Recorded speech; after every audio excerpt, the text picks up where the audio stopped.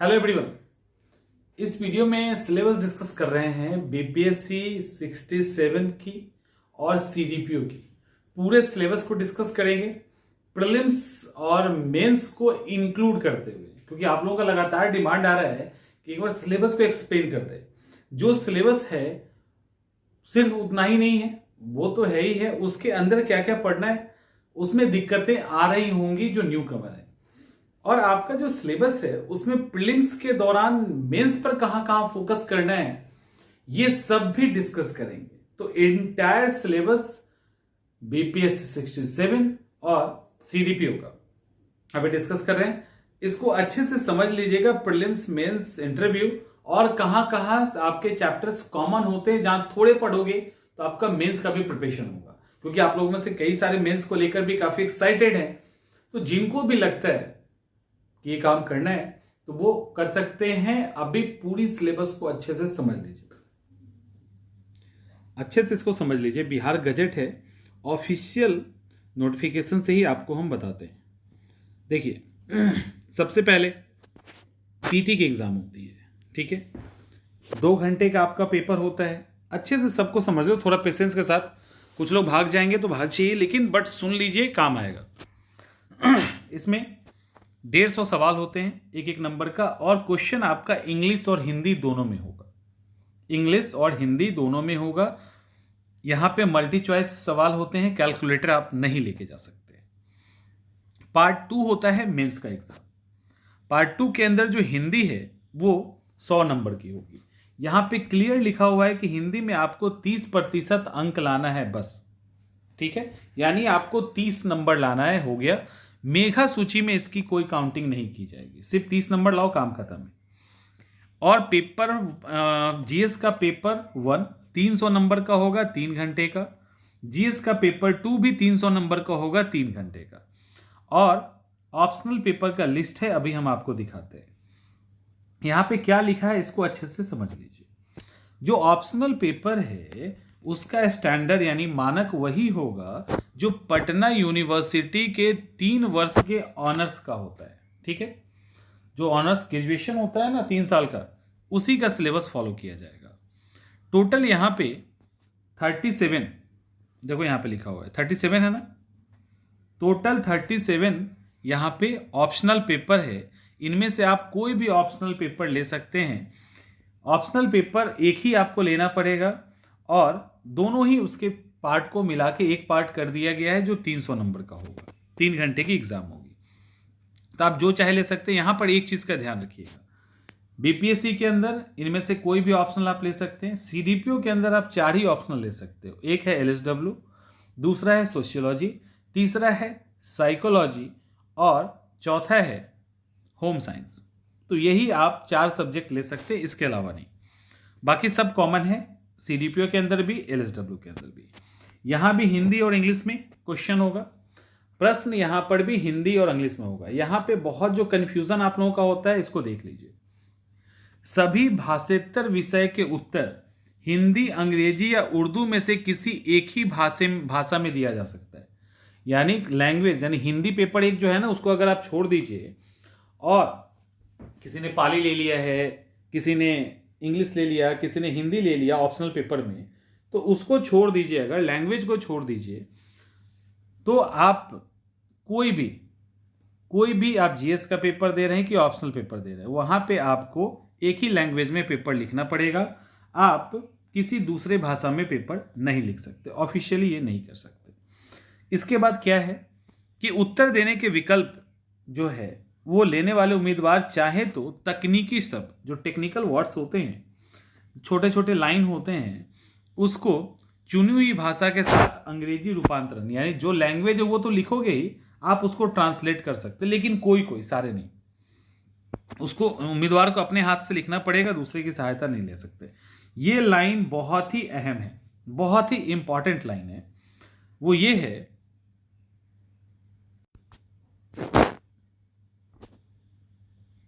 Important line क्या है कि परीक्षा में सभी विषयों में, किसी एक नहीं, सभी विषय में कम से कम शब्दों में संगठित, सूक्ष्म और सशक्त अभिव्यक्ति को श्रेय दिया जाएगा। तो अधिक लिखने वाले नहीं, अच्छा लिखने वाले को नंबर दिया जाएगा। तो ये भी बहुत इंपॉर्टेंट पॉइंट है। तो ये सारा चीज़ है, ये 1 2 3 4 आपको यूज़ करना है। मेंस के एग्जाम में कैलकुलेटर यूज़ कर सकते हैं, बट सिंपल कैलकुलेटर यूज़ करना है, आप कैलकुलेटर चेंज नहीं कर सकते। थर्ड होता है इंटरव्यू। इंटरव्यू, अब मेंस का एग्जाम अगर निकाल लेते हो तो आपको 120 नंबर का इंटरव्यू होगा।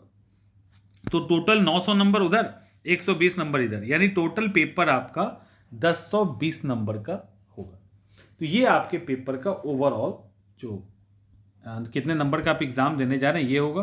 और प्रीलिम्स के एग्जाम का लिस्ट इसके अंदर नहीं। प्रीलिम 150 नंबर का होता है, वो सिर्फ भीड़ से आपको अलग करने के लिए, मेंस के लिए किया जाता है।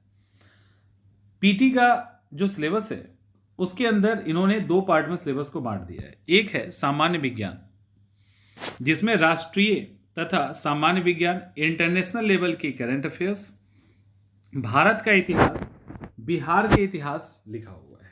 इसके अलावा भूगोल अलग से कर दिया गया है, जिसमें बिहार के जो भौगोलिक पार्ट है उसके बारे में, बिहार की महत्वपूर्ण नदियां, भारत की पॉलिटी, ठीक है, इकोनॉमिक्स, आज़ादी के बाद बिहार की इकोनॉमी में जो जो परिवर्तन हुआ है, भारत का राष्ट्रीय आंदोलन और बिहार का योगदान। तो इस तरह से इसको किया गया है।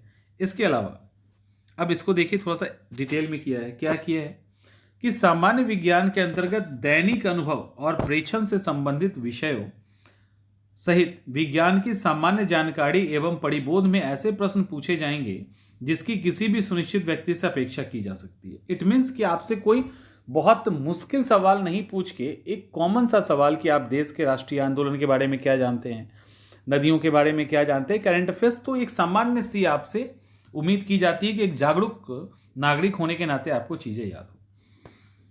इतिहास के अंतर्गत क्या है, विषय की सामाजिक, आर्थिक और राजनीतिक परिप्रेक्ष्य में विषय की सामान्य जानकारी पर विशेष बल दिया जाएगा। यानी आपको बहुत डीप में नहीं जाना है। और साथ ही एग्जामिनर से आशा की जाती है कि बिहार के इतिहास के बारे में भी उनके पास जानकारी होगी।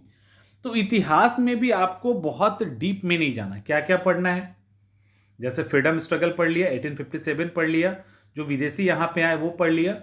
एंशिएंट और मिडेवल के अंदर भी आप जो है जो मोटे मोटे फैक्ट्स हैं वो पढ़ लिया, तो यहाँ पे काम आपका चल जाएगा।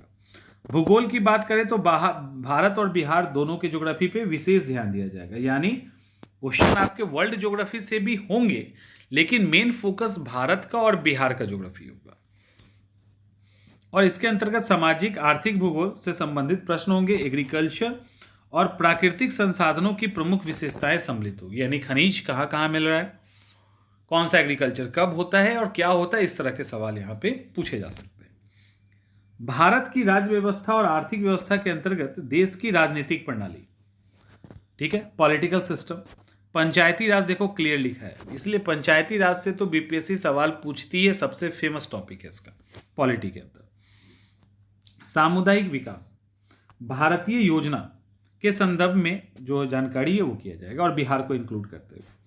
भारत के राष्ट्रीय आंदोलन के अंतर्गत 19वीं शताब्दी के पुनरुत्थान के स्वरूप, स्वभाव, राष्ट्रीयता का विकास, स्वतंत्रता संबंधी प्रश्न पूछे जाएंगे। 19वीं शताब्दी बेसिकली 1857 की क्रांति हुई ना, उस समय से ही आपसे मेन पूछा जाएगा। और बिहार का क्या योगदान है इसकी भी जानकारी आपको होनी चाहिए। पहले इसको भी डिस्कस कर लेते हैं। अब आपके सामने हिंदी आएगा, मेंस में आ गए, अनिवार्य पेपर है हिंदी। सेकेंडरी यानी इंटरमीडिएट लेवल पे जो सवाल आते हैं उस तरह के सवाल आपसे पूछे जाए, माध्यमिक लेवल पे सवाल पूछे जाएंगे सेकेंडरी स्तर के। इसमें क्या होगा, एस्से, आप एस्से लिख लें, थोड़ा सा व्याकरण को ठीक कर लें, संक्षेपण 15 नंबर का है, और वाक्य विन्यास यानी सेंटेंस जो है उसको, तो आप इजीली हिंदी पेपर को निकाल सकते हैं, इसके लिए कोई परेशानी नहीं है। अब पेपर 1 एंड पेपर 2। पेपर 1 में आपका 3 पार्ट है। पहला पार्ट भारत का आधुनिक इतिहास और भारतीय संस्कृति, इसमें बिहार को भी आप इंक्लूड कर लीजिए। दूसरा राष्ट्रीय अंतर्राष्ट्रीय महत्व के घटना, बिहार भी इंक्लूड है। डाटा इंटरप्रिटेशन इसका तीसरा पार्ट है। तो पहले पेपर में 3 पार्ट हो गए। दूसरे पेपर में पॉलिटी सबसे पहले है, पहला पार्ट। दूसरा पार्ट भारत का अर्थव्यवस्था और भारत का भूगोल है, और तीसरा पार्ट है भारत के विकास में विज्ञान तकनीक की भूमिका और प्रभाव। देखो क्लियर लाइन ही लिख दिया है कि भारत के डेवलपमेंट में साइंस एंड टेक की क्या भूमिका है, सीधा सीधा। अभी पहले इसका एक्सप्लेनेशन देखिए क्या है। अच्छा, इसको अच्छे से देख लो। अच्छा, पहले एक्सप्लेनेशन देखते हैं, फिर हम लोग बात करते हैं। पेपर 1 में आधुनिक भारत बिहार के विशेष संदर्भ में लिख दिया। भारतीय संस्कृति के अंतर्गत 19वीं शताब्दी के मध्य के भाग से लेकर देश के इतिहास की रूपरेखा के साथ गांधी, रविंद्र और नेहरू से संबंधित प्रश्न होंगे। यानी गांधी, रविंद्र और नेहरू का क्या योगदान है बिहार के आधुनिक इतिहास के संदर्भ में। वेस्टर्न एजुकेशन, टेक्निकल एजुकेशन से के आरंभ और विकास से सवाल पूछे जाएंगे। क्लियर लिख दिया है। इसीलिए सवाल जो आता है कि बिहार में तकनीकी शिक्षा के विकास को बताए और ये बताए, यहां पे क्लियर लिखा है। भारतीय स्वतंत्रता संग्राम में बिहार की भूमिका क्या है वो भी यहां पे स्पष्ट कर दिया गया है। ठीक है। इसके अलावा संथाल विद्रोह, बिरसा आंदोलन, बिहार में 1857 का बिरसा आंदोलन, चंपारण सत्याग्रह और भारत छोड़ो आंदोलन से प्रश्न पूछे जाएंगे। क्लियर कह दिया है कि हम फोकस कहां पे करेंगे। ठीक है, फोकस कहां पे करेंगे ये इसने क्लियर सिलेबस में लिखा हुआ है। इसके अलावा परीक्षार्थियों से आशा की जाती है, किस तरह की आशा, कि मौर्य काल, पाल काल, पटना कलम चित्रकला की मुख्य विशेषता से परिचित होंगे। इसीलिए अक्सर क्वेश्चन इसी के आसपास घूमता रहता है। डाटा इंटरप्रिटेशन में क्लियर लिखा है, आरेखन और सचित्र निरूपण से संबंधित विषयों में सांख्यिकी, आरेखन तथा चित्रात्मक रूप से प्रस्तुत सामग्री के जानकारी के आधार पे, यानी पाई चार्ट, टेबुलेशन, ये सब दे दिया जाएगा आपको। उसके आधार पे आपको कंक्लूजन निकालना है और उसमें जो भी कमी है, सीमा है, इन सब के बारे में आपसे पूछा जा सकता है। तो वो आपको यहां पे करना है पेपर 1 के अंदर। पेपर 2 क्या कहता है? पेपर 2 कहता है कि भारतीय राज्य व्यवस्था से संबंधित खंड में भारत की और बिहार की दोनों की राजनीतिक व्यवस्था से संबंधित प्रश्न, भारतीय अर्थव्यवस्था, भारत और बिहार के भूगोल से संबंधित प्रश्न और भारत की योजना और भारत के भौतिक, आर्थिक और सामाजिक भूगोल से संबंधित प्रश्न पूछे जाएंगे। भारत के विकास में विज्ञान और तकनीक के महत्व और प्रभाव से संबंधित प्रश्न तीसरे खंड में पूछा जाएगा। इसमें भारत और बिहार के विज्ञान और तकनीक के महत्व के बारे में उम्मीदवार की जानकारी की परीक्षा होगी। देखो क्या लिखा है, क्लियर। एक ही लाइन जो है आपके सारे साइंस एंड टेक के क्वेश्चन को बदल देता है। इसमें प्रायोगिक पक्ष पे बल दिया जाएगा, ना कि सैद्धांतिक। आपसे ये नहीं बहुत डीपली पूछा जाएगा नैनो तकनीक का पूरा फीचर बताइए, लेजर का पूरा फीचर बताइए, कौन कौन से डिफेंस टेक्नोलॉजी का यूज करते हैं, रडार कैसे बनता है, ये नहीं पूछा जाएगा। रडार के क्या क्या प्रयोग हैं, स्मार्ट सिटी में आप साइंस एंड टेक का कैसे प्रयोग करेंगे, एक अगर पानी की दिक्कत है तो विज्ञान तकनीक का कैसे प्रयोग करेंगे, बारिश नहीं हो रही है, सूखे की स्थिति से आप कैसे विज्ञान तकनीक से निपटेंगे, बाढ़ की स्थिति में कैसे विज्ञान और तकनीक का प्रयोग करेंगे, नेचुरल डिजास्टर आएगा तो कैसे साइंस एंड टेक का प्रयोग करेंगे। समझ रहे हैं? तो इस तरह के सवाल आपसे पूछे जा सकते हैं। अब देखो यहाँ पे पेपर फर्स्ट की बात करते हैं। पेपर फर्स्ट और पेपर सेकेंड, जीएस जैसे अभी आप हिस्ट्री पढ़ोगे तो हिस्ट्री में आपको मॉडर्न हिस्ट्री पढ़ना है। और जब आप मेंस को एक बार देख लीजिए, पहले मेंस में हम सबसे पहले इसको देखते हैं। तो यहाँ पे क्या लिखा है? मॉडर्न हिस्ट्री, आधुनिक भारत। तो आप जब पीटी का पढ़ाई कर रहे होंगे तो उसमें आधुनिक भारत से रिलेटेड मेंस के पॉइंट ऑफ व्यू से जो भी क्वेश्चंस बन रहे हैं, जैसे 1920 असहयोग आंदोलन, सविनय अवज्ञा आंदोलन, उसके अलावा 1942 जो क्लियर मेंशन कर दिया है, ठीक है, 1942 सोशल रिफॉर्म हुआ, रिलीजियस रिफॉर्म हुआ, राष्ट्रीयता का विकास हुआ, पुनर्जागरण हुआ। इस तरह के टॉपिक जब आप पीटी के अंदर पढ़ें तो उसको mains of point of view से भी पढ़ लीजिए।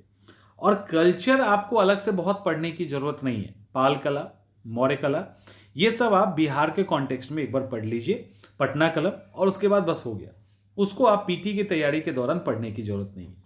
करंट अफेयर्स की जहां तक बात हुई, आप पीटी के दौरान पढ़ेंगे ही, लेकिन वो करंट अफेयर्स जिसका वेटेज आपको लगता है कि यहां से सवाल आ सकता है, जैसे एक बार चाबहार बंदरगाह से सवाल आया, अभी भारत चाइना के साथ लड़ाई हुआ है, इजराइल फिलिस्तीन का मुद्दा है, भारत अभी चावल का निर्यात वियतनाम को किया है। तो इस तरह के कई सारे मुद्दे हैं। कोविड के वैक्सीन को लेकर मुद्दा हो सकता है, भारत ने अभी कई देशों को फ्री में वैक्सीन दिया है। तो वो सब नेशनल इंपॉर्टेंस का है। वो जब आप पीटी में पढ़े ना तो थोड़ा सा उसको एलोबरेट कर ले, इस तरह के मुद्दे को जो आपको लगता है मेंस के अंदर आ सकता है, तो उसको फिर आप यहां पे पढ़े। डीआई के लिए आपको क्या करना चाहिए, स्टैट का किताब आता है एनसीईआरटी का, एक बार उसको पढ़ लीजिए तो डीआई समझ में आ जाएगा, और डेली 2 क्वेश्चन पे प्रैक्टिस कीजिए।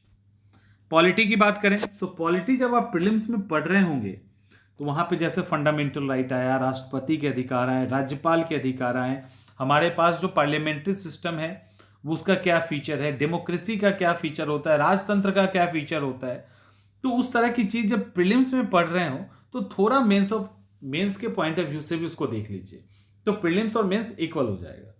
और सबसे कमाल का सेक्शन है ये Indian economy and Indian geography.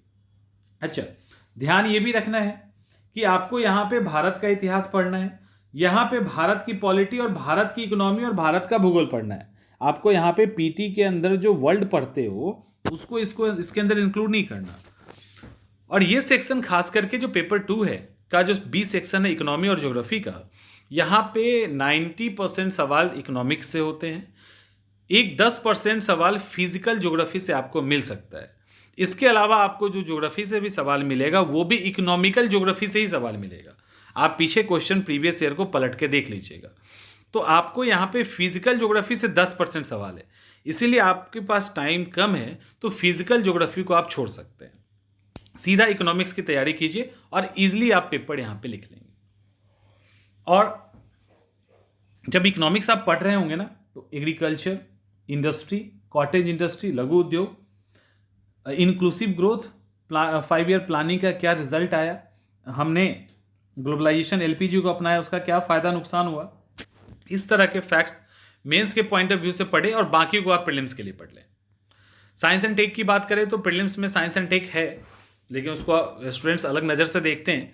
Science and take environment के अंदर आ जाता है, तो साइंस एंड टेक उसके अंदर भी है, बट यहाँ पे आपको क्या करना है कि साइंस एंड टेक जो है ना उसका अप्लाइड पोर्शन पढ़ना है, कि हम कैसे अपने साइंस एंड टेक के प्रयोग से अपने आसपास के जीवन को ठीक कर सकते हैं, कैसे हम टेली एजुकेशन कर सकते हैं, कैसे टेली मेडिसिन का प्रयोग कर सकते हैं, कैसे दूर किसी हॉस्पिटल में हम इंटरनेट की मदद से अच्छा ऑपरेशन और अच्छी पढ़ाई दे सकते हैं। इस तरह का जो अप्लाइड सवाल है ना वो साइंस एंड टेक के अंदर आता है। तो इस तरह के अप्लाइड सवाल पे आप कुछ कंटेंट तैयार कर लें, ये अहम है। अब तो इसीलिए मैंने अभी आपको बोला भी था कि आप जब दोनों कर लोगे ना, अब यहाँ पे अब एक बार फिर से यहाँ देखते हैं पीटी का। पीटी में आप history, geography, polity, economics, science and tech इस तरह के सब्जेक्ट पढ़ते हैं। हिस्ट्री पढ़ते हैं तो एंशिएंट, मिडावल, मॉडर्न। मेंस में आपको केवल मॉडर्न पढ़ना है, उसमें भी कुछ ही अप्लाइड सेक्शन है जो आपको मेंस में पढ़ने हैं। इसके अलावा पॉलिटी के अंदर आओगे तो पॉलिटी के अंदर बहुत फैक्ट्स, बहुत आर्टिकल, बहुत सारे अमेंडमेंट पढ़ने हैं, ये सारा गायब हो जाता है आपके मेंस के अंदर। मेंस के अंदर जो कुछ सेलेक्टेड एरिया भी बताया वो पढ़ना है। इकोनॉमिक्स आपको वर्ल्ड भी पढ़ना है, इंडिया भी पढ़ना है, लेकिन जब आप मेंस के अंदर आते हैं तो आपको सिर्फ इंडियन इकोनॉमी पढ़नी है, वो भी एग्रीकल्चर इंडस्ट्री टाइप का, जिसके कारण गरीबी और बेरोजगारी टाइप की जो रिलेट टॉपिक है ना उसको आपको करना है, उसी को आपको करना है बस। अब एक बार उठा के देख लीजिएगा, आपको वही नजर ही आएगा इकोनॉमिक्स के अंदर। उसके अलावा ज्योग्राफी की बात करें तो आपको इंडिया भी पढ़ना है और वर्ल्ड भी पढ़ना है, लेकिन जैसे ही मेंस में आएंगे सिर्फ इंडियन हिस्ट्री पे आप रुक जाएंगे। और इंडियन हिस्ट्री के लिए, इंडियन हिस्ट्री में भी क्या, तो मानसून देख लेंगे, प्लेट टेक्टोनिक्स देख लेंगे, इसका भी इकोनॉमिकल जो अप्लाइड सेक्शन है वो देख लेंगे, तो वो हो जाएगा। फिर कहानी खत्म है। अब करंट अफेयर्स जो होगा आपको इंडिया वर्ल्ड सब पढ़ना है, लेकिन यहाँ भी इंडियन और वर्ल्ड पढ़ना है, लेकिन वो जो एकदम इंपॉर्टेंट है उसको आपको देखना है। इसके बाद सेक्शन जो आएगा आपका वो है डीआई का। तो डीआई आपको पीटी के अंदर नहीं है, मैथ है पीटी के अंदर, उसका डीआई से कोई लेना देना नहीं है। और फाइनली जो लास्ट सेक्शन आता है वो है साइंस एंड टेक, जिसको लेके घबराहट होती है। तो साइंस एंड टेक आप प्रीलिम्स के अंदर भी पढ़ते हैं, लेकिन कुछ जो अप्लाइड सेक्शन है वो प्रीलिम्स में आप नहीं पढ़ते, उसको छोड़ दीजिए। जब प्रीलिम्स आपका हो जाएगा तब साइंस एंड टेक को देख लीजिएगा। 1 महीने के अंदर, मतलब ज़्यादा टाइम नहीं लगेगा, कुछ ही दिनों के अंदर साइंस एंड टेक आप इजिली कवर कर लेंगे। तो यही सारा टॉपिक है। मुझे लगता है कि अब सवाल क्लियर हो गया होगा, कौन से इंग्लिश हिंदी लिखने का, कैसे टेकल करने का, आंसर राइटिंग पे क्या ध्यान देना है, वो सब ये इस नोटिफिकेशन के अंदर क्लियर लिखा हुआ है। इसीलिए बार बार कहा जाता है सिलेबस को पढ़िए, सिलेबस पढ़ेंगे तो ज़्यादा क्लियर होगा। अगले वीडियो में मिलते हैं फिर।